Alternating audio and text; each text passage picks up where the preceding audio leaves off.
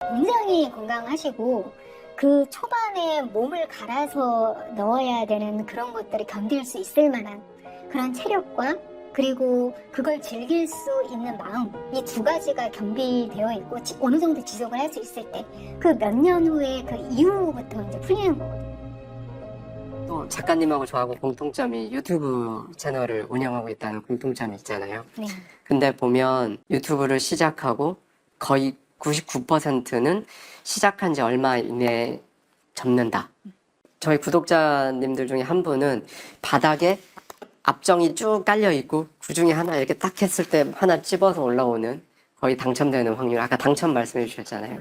거의 당첨되는 수준으로 이렇게 성장을 하는 큰 채널이 되려면 그렇게 돼야 된다라고 얘기를 해 주신 구독자님이 계셨는데, 당첨에 관한 작가님 말씀을 듣다 보니까 또 당첨되는 사람은 또 실제로 되게 많고. 그 말씀하시니까 생각나서 네. 당첨하니까 예. 그러니까 제가 아는 그런 지인 중에서 예. 게임을 만드는 분이 계세요. 네. 직접 모바일 게임 이런 거를 설계를 하고 만들고 네. 이러는 분이 계신데 아이템이 무작위로 당첨이 되는 이런 거를 설계를 한 거예요. 네. 그래서 그 컴퓨터로 계산을 해서 이게 뭐 출시되고 나서 몇 주 후 혹은 몇 달 후 정도 이후부터만 당첨자가 나오도록 그렇게 설계를 한 거예요. 네. 근데 몇 시간 만에 당첨자가 나오더래요. 그래서 이거 누군가가 계산을 잘못한 건가? 우리의 수식이 잘못된 건가? 네. 컴퓨터에 이상이 있는 건가? 네. 이러고 다 찾아봤는데 한치의 오차도 없었던 거예요. 원인은 끝내 찾지 못했고 네. 그냥 그 사람이 운이 좋았던 거죠. 그냥 당첨이 된 거네요. 그냥 당첨이 된 거예요. 와. 근데 뭔가 우리가 수치와 확률과 이런 걸로 딱 따져서 알고 있는 그런 가능성 있잖아요. 그런 것들이 실제 세상은 전혀 다르게 작동하는 거예요. 그래서 무언가 보이지 않는 것들을 잡으려고 노력을 하고 어느 정도는 그래도 한번 내가 하고 싶으니까 한번 해보겠어. 이렇게 노력하는 그 과정, 거기서 내가 물론 노력을 해서 얻지 못하는 것도 많지만 별다르게 노력하지 않았는데도 그냥 해서 선물처럼 주어지는 것들도 있거든요. 근데 작은 행동을 하다 보면 다는 아니어도 그걸 만나게 됩니다. 별거 안 했는데 했더니 이게 되네? 네. 그게 생각보다 많습니다. 그래서 그 경험을 하게 되면 자아 통제감이 생깁니다. 자, 예를 들어보면요. 이제 한국 의료 많이 발달했잖아요. 예. 병원에 가면은 대체로 좋아집니다. 네. 예, 증상 아프고 막 이런 거 좋아지는데요. 그 대부분의 그 치료법들이 사실은 이게 왜 났는지를 모르는 그런 치료법이 사실은 굉장히 많거든요. 기전을 모르는데 이거를 썼더니 이게 괜찮아져 하는 경험이 쌓여서 그게 우리가 받는 대중적인 치료법 이런 게 많이 있는 거거든요. 우리는요 도대체 이게 왜 되는지 모르는데 되는 그런 걸 굉장히 많이 안고 혜택을 받으면서 살고 있거든요. 그래서 왜 되는지 모르겠지만 어쨌든 한번 해볼까? 이러면 되네? 이런 경험을 자주 하게 되는 거예요. 근데 그 경험을 안 해보는 사람들은 다 안 된다고 생각하죠. 그렇죠. 너무 경쟁도 치열한 세상이고 어렵고 그리고 너무 노력만을 강조하고 이런 건 너무 부당하지 않나? 이렇게만 생각을 하다 보면요. 좌절감과 우울감을 많이 느낄 수밖에 없습니다. 우리는 과정을 사는 사람들이에요. 그래서 반드시 이걸 했는데 안 됐다고 해서 뭐 이 삶이 슬퍼지거나 좌절을 느끼고 이런 게 아니라요. 작은 행동을 했는데 이게 특별히 이득이 되는 것까지는 아니어도 어떤 변화를 일으킨 걸 목격을 하잖아요. 그러면은 자기 효능감을 느끼게 돼 있거든요. 그러면서 그게 자아 통제감으로 이어지고 나아가서 자존감 그리고 삶의 질을 자기가 스스로 만들어 나갈 수 있는 자질을 가지는 그런 사람이 되는 거죠. 진짜 오늘 직접 모시고 이렇게 말씀 들으니까 느껴지는 게 굉장히 많습니다. 당첨도 생각해보면 저도 작가님처럼 당첨이 한 번도 살면서 뭐 돼본 적이 없는 사람이거든요. 지금까지 응모를 뭐 해봤는데? 라고 물어보니까 예전에 롯데마트에서 2번 정도 해봤는데 안 되길래 역시 저런 역시 거는 뭐 된다. 되질 않는구나. 살면서 그거 말고는 지금 아무리 생각을 해도 제가 응모를 한 기억이 없는 거죠. 그러니까 2번밖에 안 했으니까 안 됐지. 만약에 제가 응모를 꾸준히 계속 그냥 뭐 있을 때마다 했으면 아마 여러 번 되지 않았을까 싶은 생각이 듭니다. 그렇죠. 근데 그게 참 신기한 게요. 네. 이게 뭐 이렇게 하면은 됐을 거다라고 말씀을 하셨지만 수학적으로는 그렇지가 않거든요. 아, 네. 왜냐면은 각각의 그 상황에서 독립적으로 이게 존재를 하기 때문에 확률은. 맞아요. 그런데도 여러 번 하면은 되는 거예요. 네, 네. 그거는 수학적으로 설명이 안 되죠. 그렇죠. 맞습니다. 근데 방금 말씀해 주셨던 것처럼 정말 그 산술적으로 보면 각각 독립적으로 존재하기 때문에 더 많이 한다고 해서 이게 확률이 올라가는 건 아니지만 과학적으로 설명할 수 없는, 뭐 운이랄까 행운, 이 부분이 있어요. 책에 보면 삶에서 진짜 필요한 건 내실이지 행운이 아니다라는 부분이 또 나오거든요. 네. 연관돼서 이 부분은 또 어떤 의미인지 작가님께서 한번 말씀해 주시면 좋을 것 같습니다. 네. 그 행운이 사실은 이게 각각 독립적으로 존재하는 낮은 확률을 계속해서 우리가 시도를 해본다. 그걸 가정해 봤을 때 그래도 0은 아니잖아요. 네. 0은 아닌 뭐 100분의 1, 1000분의 1, 만분의 1을 그냥 한 번씩 해보는 거잖아요. 네. 근데 사실 그걸 할 때마다 뭔가 잘할 수 있는 그런 작은 노하우들이 쌓입니다. 뭐 예를 들면 영수증 이벤트에 응모를 한다. 많이 응모하시는 분은 보니까 이걸 구겨서 놓으시더라고요. 아, 예, 구겨서 이렇게 놓으면은 더 잘 지킨대요. 와, 제가 그 얘기를 듣고 깜짝 놀랐었는데, 자, 이제 만분의 1에서 천분의 1이 될 수 있는 거예요. 그 어. 작은 행동이. 네. 그러니까 점점 무언가를 개선할 수 있는 그런 작은 행동이 들어가는 건데, 이것들이 쌓이다 보면은요, 내가 정말로 잘할 수 있는 사람이 됩니다. 그 확률을 뚫을 자격이 있는 사람이 되는 거거든요. 근데 이게 순전히 행운의 영역으로밖에 해석이 안 되는 그런 거에서도 뭔가 구겨넣는다든지 뭐 이런 게 적용을 할 수가 있는데, 만약에 거기 약간이라도 내가 노력을 해서 결과가 나오는 종류의 일이라면 어떨까요? 그 행운이요, 언제 만날지 우리는 알 수가 없어요. 제가 또 해보고 부딪혀보고 다른 사람을 지켜보고 하면서 제가 느끼는 거는 행운이 그렇게 희귀하지가 않더라고요. 생각보다는. 살면서 의외로 자주 맞닥뜨립니다. 그런데 그걸 내가 볼 수 있는 눈이 없기 때문에 이것이 그냥 지나가는 거예요. 근데 내가 그 실패하는 경험을 통해서 확률을 높여가는 사람이 된다?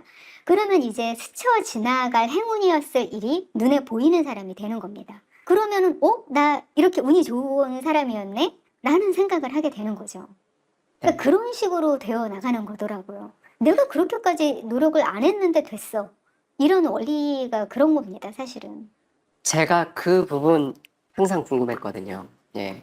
근데 그 부분을 작가님께서 오늘 설명을 해 주셔서 어떤 작가분은 책 한 권을 내기까지 정말 한 문장 한 문장에 정말 혼을 담아서 쓰듯 그렇게 해서 수년에 걸쳐서 책을 내지만 그 책을 정작 많은 독자분들이 읽지 않고 선택하지 않고 세상에 잘 알려지지 않고 이렇게 묻혀버리는 경우도 있는 반면에 또 어떤 작가분은 그냥 후 되게 남이 보기에는 그냥 되게 짧은 시간 안에 책 한 권 뚝딱 쓴 것 같은데 그게 정말 많은 사람들에게 알려지고 읽히고 사랑받고 또 이런 경우도 있잖아요. 네. 네, 그런 부분을 딱 설명해 주시는 것 같아요. 작가님께서 지금 말씀해 주신 부분이. 네, 이 마음을 가지러니 책에도 이제 불안에 대한 얘기가 나오는데요.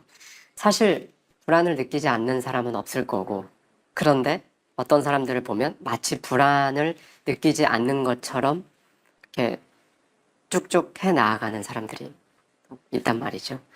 작가님께서는 이런 불안을 어떻게 다뤄야 하고, 이 불안을 어떻게 이용한다거나, 이걸 어떻게 극복해야 내가 원하는 삶으로 한 단계 더 이렇게 나아갈 수 있다고 보시는지 작가님의 생각을 여쭙습니다. 자, 불안이라는 거는 우리가 앞날을 예측할 수 없을 때 느끼는 감정이잖아요. 네. 누구나 다 가지고 있습니다. 그리고 그건요, 안정적인 직업을 가졌다고 해서 또 뭐 안정적인 어떤 환경, 뭐 금수저로 태어났어, 뭐 이런다고 해서 느끼지 않거나 이런 종류가 아니에요.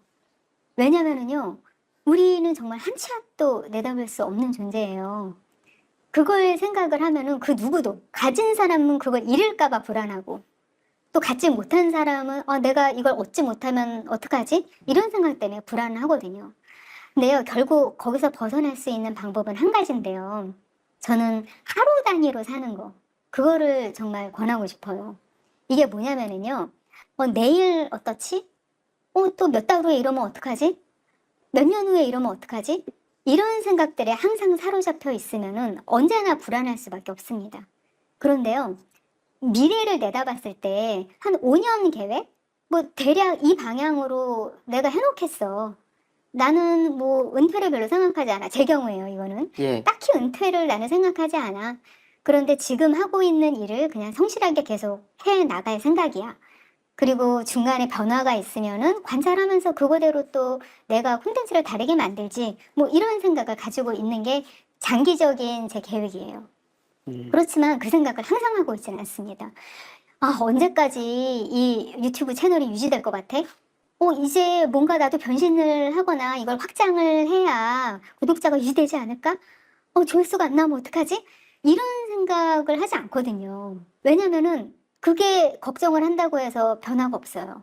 근데 다만 하루 단위로 내가 해야 될 거, 그리고 내가 생각하거나 신경 써야 될 것을 쪼개서 그날 하루씩 삽니다, 저는. 그냥 내일 죽어도 별로 그렇게 염려가 안 될 정도로 오늘 하루만 생각을 하는 거죠. 그냥 내일 스케줄이 어떻게 되지? 그거 체크하는 정도예요, 그냥. 오늘 해야 될 일에만 열심히 그냥 하면은요, 불안과 걱정도 하루 단위로 쪼개집니다. 이걸 평생의 걱정으로 한꺼번에 매일매일 지고 가느냐, 아니면 그냥 오늘치 걱정만 할 거야. 이렇게 생각해서 소분된 걱정을 하느냐. 이거의 차이는 정말 크거든요. 막연하게 길게 생각하면, 나 건강 문제 이런 치명적인 걸 항상 불안을 폭탄처럼 안고 사는데, 어떡하지? 우리 부모님 지금 안 좋으신데 노후는 어떻게 하면 좋을까? 이런 걱정을 안 하는 분들은 사실 굉장히 드물어요. 근데 오늘 그냥 부모님 내가 해드릴 수 있는 거 그냥 오늘 할 수 있는 만큼만 하지. 내일 오늘 할 수 있는 것만큼만 하자 하고 그냥 제 루틴대로 살아갑니다. 그리고 하루라는 단위 안에서도 지금이라는 단위에 집중하려고 노력을 하는 거예요. 이게 굉장히 철학적인 그런 면에서도 인류가 많이 강조를 해온 일인데요. 맞아요. 네. 굉장히 많이 접하면서도 이거를 사람들이 잘 몰라요. 그게 무슨 뜻인지. 네. 근데 이거는 경험을 해보면은 정말 많이 알게 되는 거고, 현재에 내가 집중한다는 게 뭔지, 그거에 대해서 실감을 하는 순간이 오거든요. 그럼 그걸 붙잡아야 됩니다. 자, 예를 들면요. 예. 저는 한 2년 정도 요가를 했습니다. 네. 근데 요가라는 게 안 하기 전에 상상하는 것만큼 그렇게 평화로운 활동이 아니거든요. 네. 힘듭니다. 힘들어요. 힘들죠. 예. 근데 제가 최근에 악관절 장애가 와서 네. 좀 고생을 하고 있어요. 네. 근데 어젯밤에는 너무 이 두통까지 와서 턱과 이쪽에 통증이 이렇게 전이가 돼서 굉장히 고통을 느꼈어요. 네. 근데 그때 요가를 하는데 그날따라 굉장히 좀 힘든 동작을 했어요. 네. 허벅지 근육을 많이 써서 네. 내 다리가 아닌 것 같은 그런 기분이 들 정도로 정말 죽을 것 같은 기분 이 정도 될 때까지 그런 네. 동작을 유지하는 그런 시간을 보냈는데 그 동안에 통증이 사라지는 거예요. 네. 그러니까 한쪽이 너무 고통스럽고 힘이 되니까 네. 통증이 사라지더라고요. 예. 근데 그때 느꼈던 생각이 과연 우리가 살면서 느끼는 불안이나 고통이나 이런 것들이 실제로 존재하는 걸까? 아니면 항상 존재하는데 우리가 그걸 느끼고 안 느끼고에 따라서 달라지는 걸까? 이런 생각을 강하게 하게 되더라고요. 자, 지금 내가 힘들고 뭔가 나쁜 것들이 주변에서 나를 어렵게 한다고 생각을 했을 때 지금 여기라는 그런 생각을 가지고 이 순간에 내가 해야 될 일이 뭐고 내가 느끼는 게 뭐지? 이런 거에 생각을 할 수 있으면은요, 과거에서 오는 그런 아픔, 상처, 그리고 미래가 주는 불안, 이것에서부터 벗어날 수 있거든요. 오늘 작가님 모시고 많은 것들을 제가 느끼고 있습니다. 그 부분도 너무 인상적이었고요. 말씀해주신 부분 중에 소분한다고 하잖아요. 네. 딱 오늘 하루로 단위를 자르면 걱정도 딱 오늘 하루치 걱정으로 작아지기 때문에 그런 부분 말씀해주신 것도 그렇고 실제로요. 지금 악관절 때문에 턱이랑 이제 두통까지 왔다가 요가에서 이제 엄청난 허벅지 통증을 수반하는 동작을 하다가 이 통증이 없어졌다고 하셨잖아요. 네, 잊어버린 거죠. 근데 실제로 제가 읽었던 책 중에 그런 부분이 나오거든요. 불안을 이기는 방법은 더 큰 불안을 만들어내는 거다. 예를 들어서, 내가 뭘 하기 전에 이런 부분이, 리스크가 있어서 망설여지고 머뭇거려지고 못하겠고, 저게 무서워서, 섣불리 이거 하면 안 될 것 같은데, 계속 언젠가 미루고 있다가, 이런 불안 때문에 움직이지 못하고 있다면, 더 큰 불안을 한번 만들어내봐라. 조금 말을 이렇게 제 식으로 바꿔보면 네. 저는 좀 견딜 만한 고통을 자처해보라고 네. 그렇게 말씀을 드려요.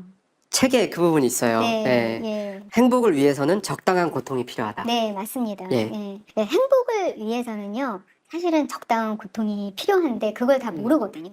다들 행복만 추구를 해야 그게 내 거가 된다. 이렇게 생각을 하는데 행복의 시스템을 알아야 돼요. 네, 그게 뭐냐면은 행복은 그냥 보상 시스템이거든요, 사실은. 당연한 게 아닙니다, 사람한테. 사실 우리한테 제일 중요한 과제는 생존이거든요. 그래서 우리 몸의 DNA 하나하나가 오로지 생존을 위해서만 작동을 하거든요. 근데 행복은요, 생존에 도움이 되는 감정이 아니에요. 우리는 불안해야만 무언가 행동을 하거든요. 그리고 위험한 것을 피합니다. 그래야 생존할 수 있는 가능성이 높아지기 때문에 그런 습성을 가지고 있거든요. 그래서 우리는 스스로 어떤 적당한 고통, 이런 거를 느낄 때요, 행복 호르몬이 나오게 돼 있고요. 이게 왜 그러냐면은 그 고통을 이겨내고 죽지 않게 하기 위해서 천연 마약이 나옵니다. 우리 뇌에서. 그리고 천연 항우울제도 분비가 되고요. 천연 진통제도 나옵니다. 그래서 우리가 고통스럽고 너무 바쁘고 사업이 한참 확장되면서 정신없고 스트레스 받고 이럴 때는요, 우울감을 느낄 수가 없어요. 그런데 그런 어려움이 한 차례 훅 지나가면요, 그때 찾아오는 것이 바로 우울감이거든요. 근데 이것 때문에 힘들어 하시는 분들이 너무 많습니다. 이해를 못 하는 거예요. 이상해. 전처럼 고통스럽지 않고 벗어났어. 그래서 마음속으로, 생각으로는 감사하다는 걸 나도 알아. 근데 나 왜 우울하지? 그걸 이해를 못 하시는 거예요. 네. 근데 그건 당연하거든요. 고통이 있었기 때문에 그 보상으로 우울이라든지 이런 걸 방지해 주는 상태가 된 거였는데, 위험 요소가 이제 사라졌으니까 더 이상 호르몬이 안 나오죠. 쾌락 호르몬이. 그렇기 때문에 우리는 우울 호르몬이란 건 없습니다, 원래가. 쾌락 호르몬이 나오지 않을 때 우울한 거거든요. 이게 빈 공간이 되기 때문에 우울하고 외롭고 이런 감정이 찾아오는 거예요. 그럴 때 적당히 고통스러운 경험을 하게 되잖아요. 그럼 고통의 보상으로 이제 쾌락 호르몬이 그 이후에 나옵니다. 그래서 주기적으로 어떤 고통이나 또 성취라는 과정, 이런 것과 그거의 보상을 받는 경험, 이게 사실은 계속 반복이 되는 게 우리 삶이거든요. 공백과 한가함을 우리 자신이 용납을 못해요. 그리고요, 그 성공이나 성취 후에 찾아오는 그 쾌락, 네. 이것의 지속성이 성공의 크기하고 별로 상관이 없습니다. 정말 한 10년간 노력을 해서 어마어마한 그런 기업을 키워서 엑시트를 했다고 가정해 볼게요. 근데 이런 분들이 어려움을 느끼는 과정이 뭐냐면은, 그렇게 하기 위해서 뭐 밤도 새고 정말 건강도 잃었고 관계도 잃었고 희생한 게 너무 많아요. 그런데 그렇게 오르고 나서 느끼는 그 기쁨, 충족감, 성취감, 이게 너무 짧게 지나가는 거예요. 별로 내가 느껴지는 그 감정이 내가 기대했던 것과 다르네? 왜 행복하지 않지? 이러고 당황하시는 거예요. 근데 행복이라는 거는요, 그렇게 큰 성취를 한다고 해서 이게 오래 가는 게 아니라 작은 성취나 작은 기쁨. 내가 이걸 했는데 작은 뭔가 뭐를 했는데 당첨됐어. 무엇인가 대회에서 글을 하나 보내봤는데 장려상 받았어. 와, 내가 안 될 줄 알았는데 됐네. 그럴 때 느끼는 보상 쾌락, 이거하고 10년간 노력해서 1,000억 번 거하고 지속성이 뭐 그렇게 차이 많이 안 난다는 거예요. 그렇다면 우리가 해야 될 건 뭘까요? 계속 그런 고통이나 성취, 이런 것들과 행복, 이런 순환 시스템을 더 자주 만들어야 된다는 거죠. 작가님 말씀 들으니까 그 또 그 부분이 생각이 났습니다. 우리는 이렇게 생각하잖아요. 월드컵 결승전에서 결승골을 넣은 성공과 길에서 무거운 걸 이고 가는 할머니를 만나서 횡단보도에서 그걸 들어드려서 이렇게 내가 느꼈던 그런 뿌듯함이랄까? 그런 행복감. 그걸 느낀 이 두 가지 중에 뭐가 더 성공적이냐? 그럼 당연히 성공의 크기는 압도적으로 월드컵 결승전에서 결승골을 넣은 게 훨씬 더 큰 성공이지라고 생각하지만 실제로 우리 뇌는 그 두 개를 구분하지 않는다는 거죠. 그냥 네. 하나의 성공은 그냥 하나의 성공일 뿐이다. 네, 맞아요. 그러니까 우리는 뇌 가소성이라는 게 네, 네, 존재하기 때문에 네. 그 행복에 너무 쉽게 적응을 하고 익숙해집니다. 음, 음, 근데 대신에 우리는 고통도 그만큼 쉽게 잊을 수 있는 거거든요. 사실은 고통에서 회복할 수 있게 하기 위해서 그 뇌가소성이라는 신경가소성이라는 게 존재하는 거거든요. 음. 그러니까 내 예상보다 고통에서 금방 회복하는 것만큼 행복도 그거하고 비슷한 속도로 익숙해져 가는 거야. 음. 이렇게 생각을 하고 작은 거에서 행복을 느낄 수 있는 그런 사람이 되는 거. 그것도 자질이거든요. 내가 깨닫고 변화를 해야 합니다. 그래야 행복을 더 잘 느낄 수 있는 사람이 되는 거죠. 근데 제가 이런 사례를 봤습니다. 네, 굉장히 성공을 해서 이제 경제적인 자유를 얻으셨어요. 네. 그런데 이분이 암에 걸리신 거예요. 아, 그 성공을 했을 때에는 우울증 때문에 고생을 하셨던 거예요. 근데 이제 성공을 했는데 암에 걸리셨어요. 근데 그러고 나서 이제 극복을 하고 나니까 이분이 행복한 사람이 된 거예요. 왜냐면은 행복이 역치라는 게 존재를 하거든요. 네. 쾌락과 행복에는 역치가 있는데 이만큼 수준까지 도달을 해야만 행복감이나 쾌감을 느낄 수 있는데 이게 한번 올라가면 좀처럼 내려오질 않습니다. 근데 그 암에 걸리면서 이 역치가 확 내려가서 제로에서부터 출발을 하는 거예요. 이제 이분은 그냥 아프지만 않으면 행복한 사람이 된 거예요. 그래서 길가에서 뭐 그냥 들꽃 하나만 봐도 아유 예쁘다, 행복하다. 이런 종류로 아주 작은 거에도 행복을 느끼는 그런 사람으로 리셋이 돼버린 거죠. 그래서 거기서부터 다시 행복한 인생을 시작하시는 경우를 봤는데 그걸 보면서 저는 많은 분들한테 이렇게 말씀을 드려요. 그렇다면 우리가 행복을 잘 느끼는 사람이 되기 위해서 꼭 몇백억 부자가 힘들게 되고 다시 암에 걸리고 그런 과정을 거쳐서 여기까지 제로로 돌아올 필요가 있을까요? 그런 질문을 제가 할 수밖에 없는 거예요. 그냥 여기서부터 작은 거에 행복을 느끼는 사람이 되면 더 쉽지 않을까요? 그런 제안을 할 수밖에 없는 거죠. 작가님 책에 보면 내가 더 나은 사람이 되기 위한 태도에 관한 얘기를 이제 많이 말씀을 해 주셨어요. 성공은 행동이 필요한 일들을 그냥 할 수 있는 태도를 갖추기만 하면 누구나에게 열려 있다라는 내용도 이제 말씀을 해 주셨고 이제 AI가 정말 더 성큼성큼 가까이 다가옴으로 인해서 지식, 정보, 암기, 연산 이런 게 다 장점이 아니게 됐단 말이죠. 그럼 사람한테 남는 게 무엇일까? 그러면 태도가 남겠구나라는 생각을 해보았는데 작가님께서도 또 책에서 태도에 관해서 언급해 주셨어요. 더 나은 사람이 되기 위한 혹은 내가 원하는 삶을 살기 위한 태도라고 한다면 어떤 게 있을지 작가님 생각은 어떠신지요? 보통 많은 분들이 본인의 선함 그리고 타인의 선함에 대해서 갈등을 사실은 많이 하세요. 근데 이게 정리되는 것만으로도 사실은 많이 심플해지거든요, 인생이. 네. 내가 별로 진심이 없는데 저 사람이 이득을 주니까 굳이 내가 이렇게 가식적인 행동을 하는 그런 인생을 살아야 될까? 이거 너무 고통스럽잖아요. 근데 자기가 느끼는 대로만 말하고 행동하는 사람들은 배척받습니다, 분명히. 근데 그거에 대해서 모순을 느끼면서 뭐 세상이 이래? 이러는 경우가 많은 거죠. 근데 바꿔서 생각을 해보면은 내가 저 사람을 좋아할 수는 없더라도 예의는 지킬 수 있는 거잖아요. 네.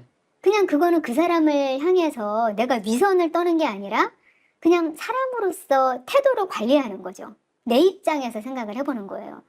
그러면은 그 상대편한테 나쁜 그런 피드백을 받지 않으면서도 내가 가지고 있는 신념을 다치지 않게 할 수 있어요. 그냥 그건 나의 원칙인 거죠. 자, 사람이요.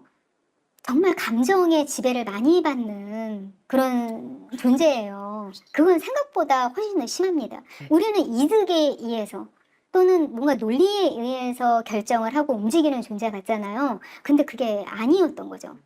최근에 그 챗 GPT, 네. 예, 그게 여러 번 이제 업그레이드 버전이 나왔는데 최근 버전에서 이제 사람들의 요구를 반영을 해서 야, 이제는 아첨하지 마. 뭐 이런 식으로 알고리즘을 바꾼 적이 있어요. 네. 작용하는 건. 근데 어느 날 갑자기 뭐 아첨하던 그 챗 GPT가 갑자기 딱 답만 주는 거예요. 그래서 저는 그냥 그러려니 했는데 사실 그렇지 않게 느꼈던 사람들이 많았던 거죠. 어, 분명히 얘가 알고리즘대로 아첨하라고 그렇게 해서 그래 그 좋은 질문이야 뭐 이런 식으로 그렇죠. 예, 날카로운 그런 생각이었어. 네. 너는 이런 걸 굉장히 잘하는구나 뭐 이런 식으로 하는 것들 그게 굉장히 거슬린다는 목소리들이 있었는데 실제 사용자들이 이제 더 이상 챗 GPT가 그러지 않는다는 걸 보고서는 이제 나 이거 더 이상 이런 거 사용하고 싶지 않아. 네. 사람들의 실제 반응이 그랬던 거죠. 그래서 이제 다시 좀 아첨하더라고요. 다시 좀 그렇게 예. 됐군요. 우리는 뻔히 알면서도 얘는 그렇게 프로그램 됐어 하는 걸 알면서도 좋은 태도를 가진 이 GPT의 대답을 사실은 원하는 거거든요. 우리는요 그 사람의 진심에 그렇게까지 관심이 없어요. 다만 저 사람이 어떤 태도를 관리를 하면 그래 저 태도를 관리할 만큼의 진심까지는 있는 거구나 하고 인정을 해주게 돼 있는 거죠. 그래서 우리의 선은 거기까지 정리하는 걸 최소한으로만 하면요. 사회생활을 하고 다른 사람들의 관계를 유지하고 또 어떤 관계를 통해서 기회를 얻고 그 기회를 잃지 않고 이런 모든 그 효용성에 다가갈 수가 있는 거죠. 네. 실제로 우리는, 그러니까 사실 일할 때는 나는 감정을 섞지 않아, 일에는. 나는 일할 때는 일만 하고, 사실 저는 이건 거짓말이라고 생각하거든요. 예. 감정이 안 섞일 수가 없습니다. 그럼요. 예. 왜냐하면 사람에게는 편도체라는 뇌 부위가 있기 때문에 결국에는 무슨 의사결정을 하고 무슨 말을 하고 무슨 행동을 하든 다 감정이 세트로 따라붙어서 그리고 챗 GPT도 제가 재밌는 걸 봤는데 아까 말씀해 주셔서 실제로 우리가 어떤 뭐 굉장히 복잡한 연산이나 추론 이런 거를 많이 사용할 것 같지만 실제 이용자들의 과반 이상이 철학적이거나 감성적인 일상의 위로라든지 마치 이게 친구랑 대화하듯이 이런 용도로 사용을 하는 유저가 50%가 넘는다라는 걸 봤어요. 네, 맞습니다. 근데 저도 사실 너무 우울한 날, 정말 우울한 날 그런 프롬프트를 한번 쳐본 적이 있어요. 네. 한번 나한테 네가 할 수 있는 한 최대한 아부를 해봐. 그러니까 지금까지 대화한 걸 바탕으로 나의 장점을 너의 그 최대치까지 해서 한번 이렇게 쫙 한번 해봐. 라고 했는데 정말 너무 구조적이고 타당하게 아부를 하더라고요. 근데 그게 굉장히 그 우울한 날 도움이 많이 됐습니다. 이제 어느덧 작가님 모시고 마지막 질문입니다. 이제 마음을 가지러니 이 책을 이제 또 찾아서 읽고 하시는 독자분들은 아무래도 이제 성공 또는 더 나은 내 자신 혹은 성장 이런 거에 평소에 그래도 관심이 있고 생각을 한 번이라도 해본 적이 있으신 분들이실 거예요. 근데 이제 벽이 느껴질 때가 있잖아요. 벽이 느껴질 때 어떻게 나아가면 좋을지 그리고 마음을 가지러니 이 책이 이런 벽을 느끼는 분들께 전달하고자 하는 메시지는 무엇인지 마지막으로 한 말씀 부탁드리겠습니다. 저는 그 성공을 원하시는 분들이 본인의 욕구를 한번 들여다보시고 그 욕구를 한번 정리해 보셨으면 좋겠다. 그런 생각을 해봅니다. 자, 어떤 분이 100억 부자가 되고 싶다 이렇게 말씀하신 분을 만난 적이 있어요. 네. 그래서 왜 100억 부자가 되고 싶으세요? 했더니 그분이 어렸을 때부터 너무 가난하게 자라서 어머니를 모시고 세계 여행을 한번 해보고 싶다. 그렇게 대답을 하신 거예요. 근데 굉장히 좋은 동기죠. 그런데 저는 다시 여쭤볼 수밖에 없었어요. 그런데요, 어머니와 세계 여행을 하기 위해서 꼭 100억이 필요할까요? 그렇죠. 라는 질문을 할 수밖에 없었던 거죠. 만약에 그 욕구를 제대로 들여다보지 못하고 그 목표만 향해서 맹목적으로 다가갈 때 어떤 결과가 생길 수 있냐면은 그 100억을 벌기 위해서 어머니하고 여행을 아예 못 갈 수가 있습니다.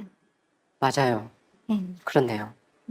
왜냐면은 그 성공을 아무나 하는 게 아니고요. 그 성공하시는 분들은 그 과정을 너무 재밌어 하세요. 그리고 의외로 여행을 별로 안 좋아하십니다. 대부분이. 여행보다 사업하면서 성과를 이루거나 그 결과물을 보는 게 더 짜릿하고 재밌대요. 그런 분들은. 여행 가서 왜 내가 시간을 버리면서 다 거기서 거긴 이런 장소들을 보고 있지? 이렇게 생각하시는 분들이 의외로 많은 거예요. 그래서 많은 분들이 이렇게 부자가 돼서 1등석 타고 그렇게 여행을 가고 싶다. 그게 목표다. 생각을 하시는데 막상 그런 분들은 부자가 안 되세요. 그렇게 여행을 좋아하시는 분들은.